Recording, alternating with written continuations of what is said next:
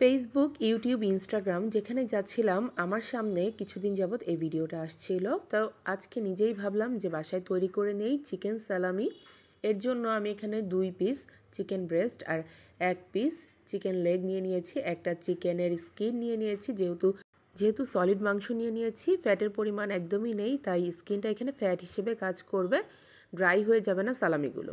তো কথা বলতে বলতে এখানে বড় একটা পেঁয়াজ, 4-5 কোয়া রসুন, একটা বড় সাইজের গাজরের বেশি অর্ধেকটুকু দিয়ে দিয়েছি। সাথে দিয়ে দিলাম দারুচিনি, 1 চা চামচ গোলমরিচ, 3টে তেজপাতা, পরিমাণ মতো লবণ। এবার এতে পরিমাণ মতো পানি দিয়ে দিয়েছি যাতে চিকেনটাও ভালোভাবে সেদ্ধ হয়ে যায় আর শেষ পর্যন্ত কিছুটা চিকেনের ব্রতও থেকে যায়। তো আমি কয়েকবার এরকম ঢাকনা উঠিয়ে চারপাশে যেই ফেনার মতো অংশগুলো জমছিল সেগুলো ফেলে দিয়েছি। আর 1 চা চামচের মতো লেবুর রস দিয়ে দিলাম। এটা দেওয়ার ট্রাই করবেন, তাহলে চিকেন থেকে ভালো একটা ফ্লেভার আসবে। এরপরে আমি ভালোভাবে এগুলোকে অনেকক্ষণ সময় নিয়ে সেদ্ধ করে নিয়েছি। এবার মাংসগুলোকে আমি তুলে নিব আর চিকেনের ব্রথ বা স্টক যেটাই বলুন সেটাকে আরেকটু ঘন করে নিব। 1 কাপ পরিমাণ যাতে আমার চিকেন স্টকটা থাকে সেটা খেয়াল রাখতে হবে। এখন সবজিগুলো একটা স্ট্রেনারের সাহায্যে স্ট্রেন করে নিয়েছি। তেজপাতা আর দারচিনিগুলো আমি তুলে ফেলে দিব আর গোলমরিচটা সবজির সাথেই রেখে দিচ্ছি। এবার হাড় থেকে আমি মাংসগুলো খুলে নেব। এটা এতটাই সফট হয়েছে যে হাড় ধরে এরকম ঝাঁকা দিলে পড়ে যাচ্ছে মাংসগুলো খুলে। এদিকে যে চিকেনের ব্রথ রেখেছিলাম সেটার মধ্যে আমি প্রায় 3 টেবিল চামচের মতো জেলেটিন দিয়ে দিয়েছি।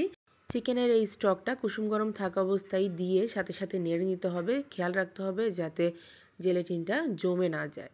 ভালোভাবে এটা মেশানো হয়ে গেলে এখন আমি সেই সবজির মধ্যে হাড় ছাড়া মাংসগুলো দিয়ে দিলাম। 1/2 কাপ পরিমাণ বিটরুট আমি আলাদা সেদ্ধ করে এতে অ্যাড করে দিয়েছি।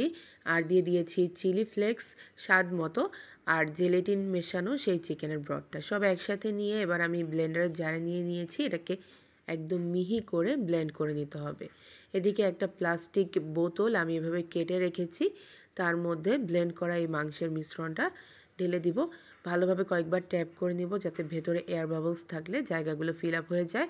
তারপরে একটা প্লাস্টিক র্যাপ দিয়ে আমি এটাকে কাভার করে ফ্রিজের নর্মালে রেখে দিব অন্ততপক্ষে 8 ঘন্টার জন্য। 8 ঘন্টা পরে এটাকে আমি বের করে নিয়েছি। দেখুন আমাদের চিকেন সালামিটা খুব সুন্দরভাবে সেট হয়ে গেছে।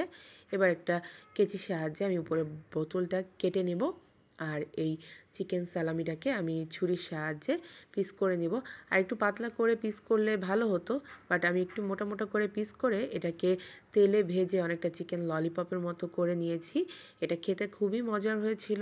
একবার ট্রাই করে দেখবেন, আশা করি আপনাদেরও ভালো লাগবে। তো নতুন ভিডিও নিয়ে আবার দেখা হবে ইনশাআল্লাহ। ততক্ষণ পর্যন্ত সবাই সুস্থ থাকবেন, ভালো থাকবেন। আল্লাহ হাফেজ।